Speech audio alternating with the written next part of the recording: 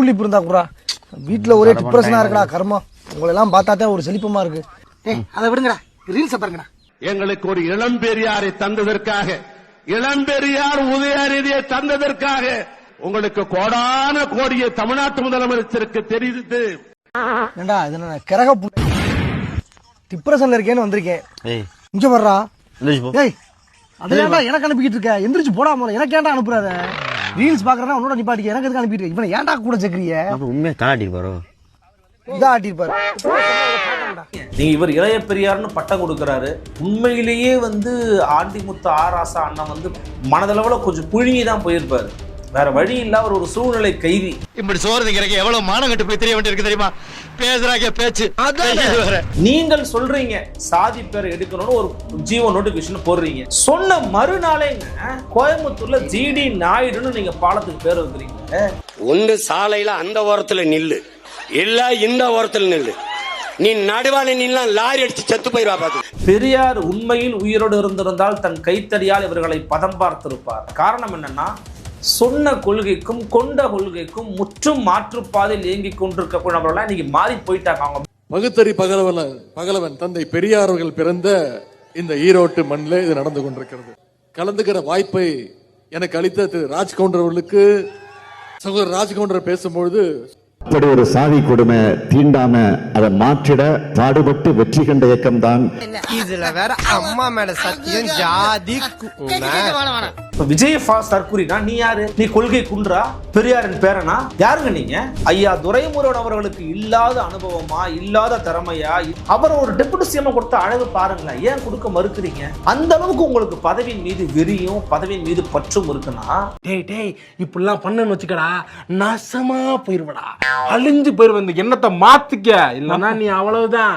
தினம் ஒரு நாடகம் அப்படின்ற பேர்ல நேற்று நடந்த நாடகம். அது என்னடான்னா மாநாடு, இளைஞர் அணி மாநாடு. இது திருவண்ணாமலையில் நடந்த மாநாடு. ஏவா வேணும் ஊர்பட்ட காசு கொள்ளையடிச்சு வச்சிருக்காரு.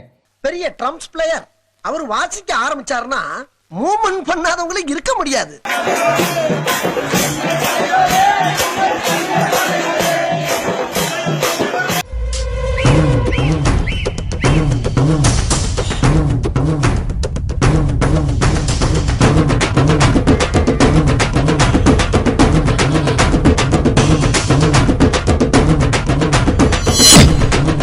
ஆஹா ஓஹோன்னு அப்படியே அந்த உதவாநிதிக்கு, அதுவும் என்ன வாழும் பெரியார், இரண்டாம் பெரியாரா மூன்றாம் பெரியாரா என்னமோ ஒரு கருமம், இப்படி எல்லாம் இளைஞர் உதவாநிதிக்கு பட்டம். ஆனால் உங்களை அடிச்சுக்க முடியாது ஜி. சொல்றாங்க என்ன அடி சிங்சக்குங்கிறீங்களே. எனக்கு இன்னொரு போட்டியா போயிட்டு இருக்குங்க. இவன் 4 தடவை இன்னைக்கு தான்டா போட்டான், நானும் பொண்ணும்ல. அதுல பாத்தீங்கன்னாக்கா இளைஞர்கள் ஒரு 20% பேர் தான் இருப்பாங்க. மற்றவங்க எல்லாம் பாத்தீங்கன்னா எல்லாம் பெருசு. ஐயா ஸ்டாலின் அவருடைய வயது மதிக்கத்தக்க இளைஞர்கள் ஏராளமான பேர் கூடியிருந்தாங்க. ஏன்டா இவனுக்கு ஆம்புலன்ஸ் வந்துருச்சாடா? அந்த கட்டையை பார்த்தா தான் அந்த கட்டை வேகும். 1 லிட்டர் பெட்ரோல் வாங்கி ஊத்துனா அந்த கட்டை எப்படி வேகும்னு பாக்குறியா? உரிமையோடு உரிமையை அழைக்கிறேன் தம்பி, வா எதிர்காலத்தில் இயக்கத்தை நடத்து. எப்பா அந்த டைலாக விட்டுருங்கப்பா, திரும்ப திரும்ப தம்பி வா தம்பி வான்னு கேட்டு கேட்டு புளிச்சு போன ஒண்ணு. நானும் இவ்வளவு சொல்லிட்டேன், வேற ஏதாவது மாத்தி சொல்லுங்க. ஸ்பெக்ட்ரம் ராஜா அரசியல் பேச ஆரம்பித்த காலத்துல இந்த உதவாநிதி ஸ்கூலுக்கு போயிட்டு இருந்திருப்பான். அவனுக்கும் அரசியலுக்கும் சம்பந்தமே கிடையாது. வணக்கம் ஐயா. வணக்கம். பையன் ஸ்கூலுக்கு போக ஆரம்பிச்சிட்டானா?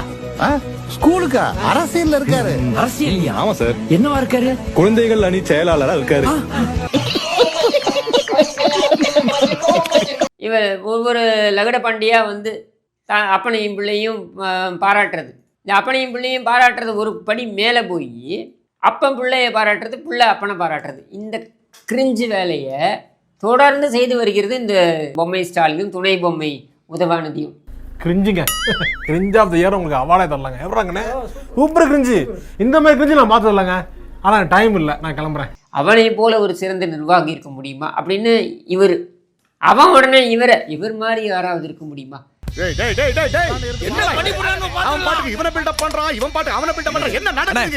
இதுக்கு பல கோடி ரூபாய் செலவுல ஒரு மாநாடு.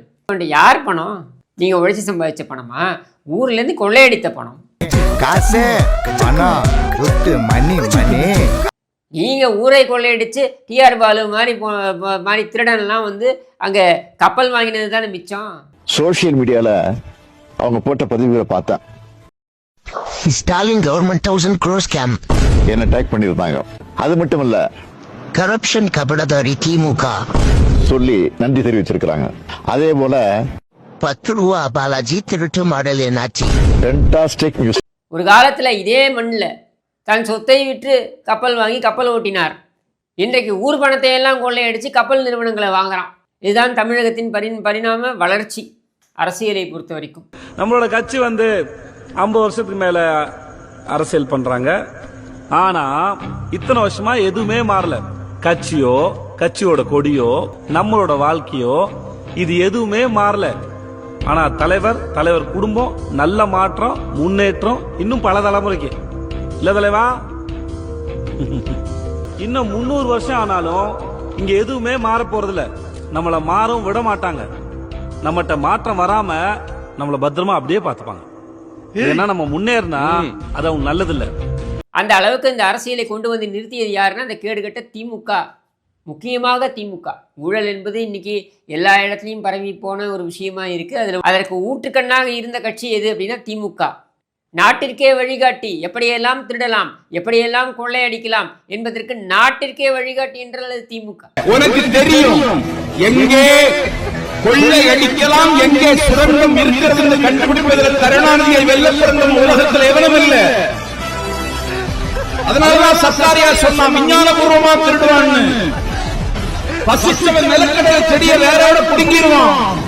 இவன் அப்படி இல்லை, செடி அப்படியே நிற்கும், கடலை பிடுங்கிடுவான்.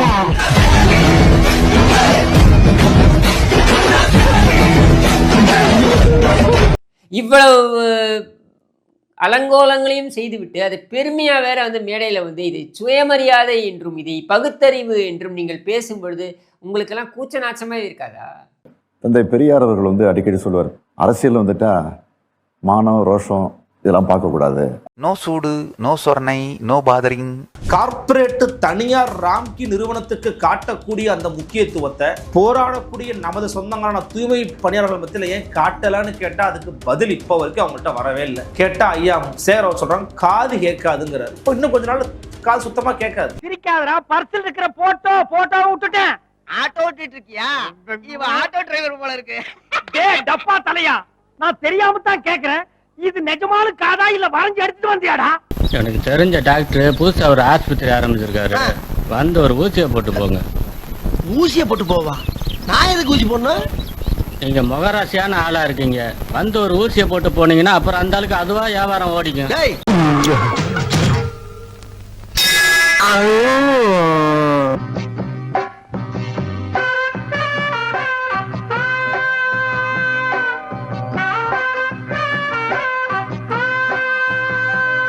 Bye.